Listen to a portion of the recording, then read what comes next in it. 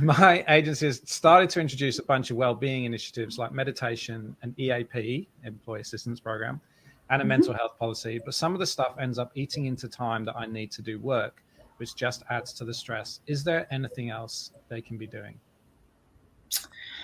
Well, yeah, there's a few things here. Firstly, I think about the story of Sharpen the Saw.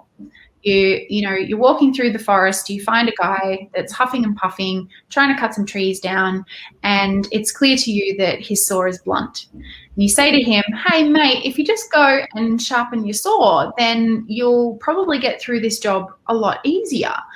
And he throws the stuff down and goes, who do you think you are? Of course I know that it's not sharp. Of course I know that if I sharpen it, it'll be easier, but I don't have time to sharpen my saw.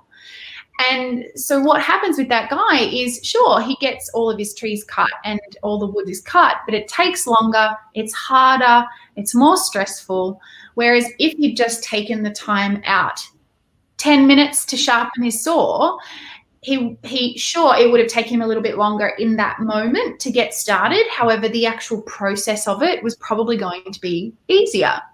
So when we think about mental health support, I kind of think of it in terms of sort of like Tetris.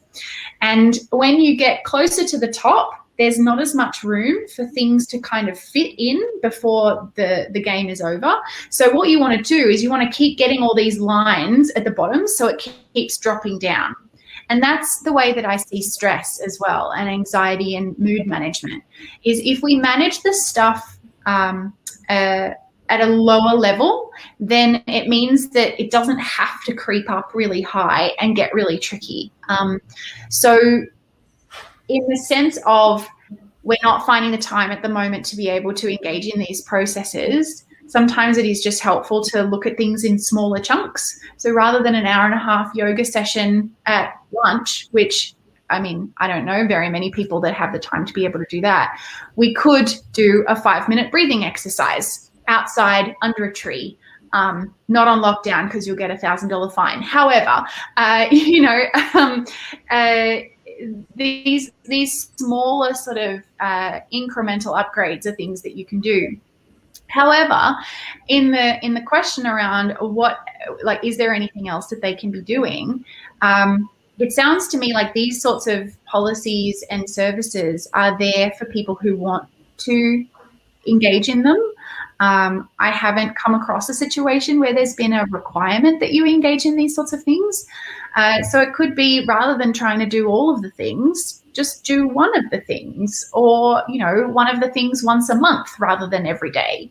But in terms of other things that they can be doing is having communication about the culture in the organization, having a review and a revisit of how work is being sort of stepped out, kind of like what you were saying, when new managers take over and then they're not really learning how to delegate, being able to provide perhaps some more training on how to delegate, how to let go, how to manage more effectively.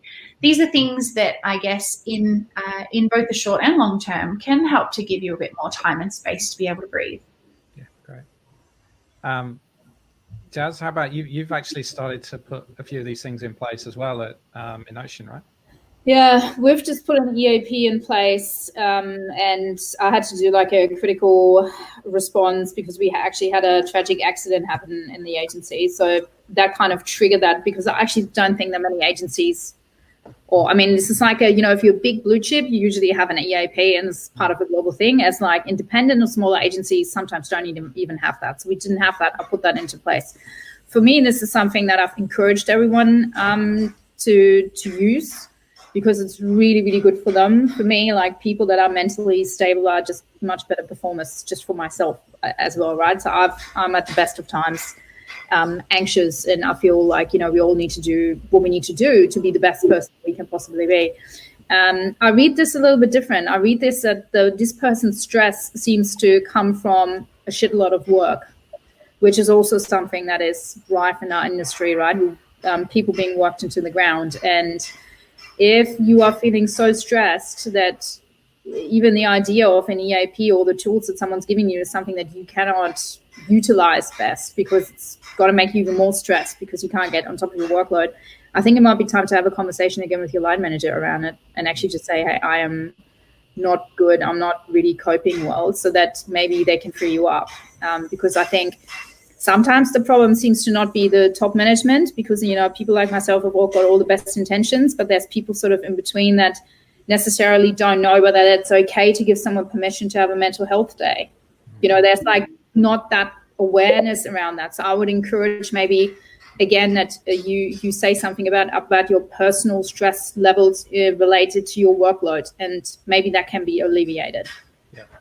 Yeah, and I mean, it's one thing that we, I gave a presentation this morning at an agency, and it's a big thing that we're trying to make more of, which is we're finding more and more leaders have great intentions, but you've actually got to free up the management levels to be able to give them the power to say, yes, have a mental health day, or, you know, look, let's see how we can change your workload, because quite often, unfortunately, it doesn't quite reach that level. And we've seen responses before, which is like, oh, well, your employment contract says that every now and again, you're going to have to work more hours because of the nature of our industry and our business.